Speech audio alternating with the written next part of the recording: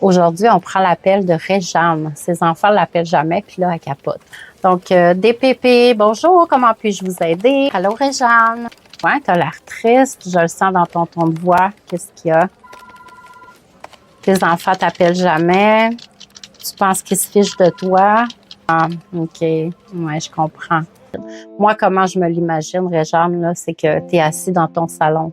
Tu te tournes les pouces.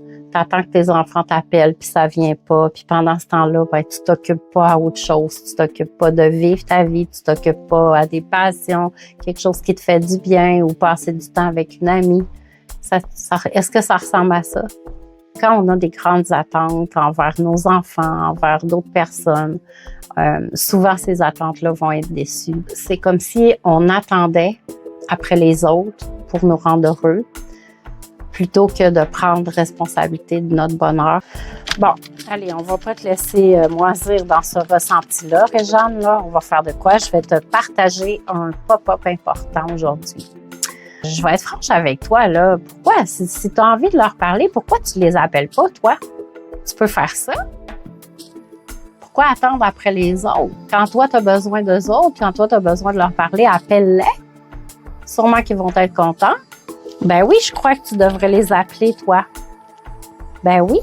Pourquoi tu fais pas ce pas-là? Tu trouves pas que c'est logique? Si tu as envie de leur parler, c'est ton besoin à toi.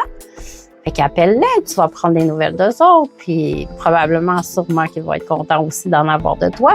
Peut-être qu'eux autres aussi attendent que toi, tu les appelles. Ou mieux, ben appelle une amie, jase avec, fais-toi plaisir, va la voir, va faire du magasinage, va prendre un bon café. Sois en mouvement, reste pas en pause.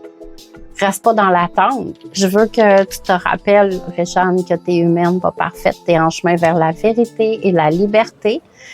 Et la vraie liberté, là, c'est celle que tu vas t'accorder. C'est le temps que tu vas passer à te faire plaisir avec des choses qui te font du bien. Pas à être dans l'attente incessante. Compris? Fait que tu vas les appeler? Super, super. Bon, fait que j'espère que cet appel t'a fait du bien, puis on se rejase sous peu. Bye bye. PS, j'aimerais que cette semaine, Réjeanne reçoive un appel surprise d'un de ses enfants qui veut prendre des nouvelles de elle pendant qu'elle a du fun avec des amis pour qu'elle réalise que la vie continue.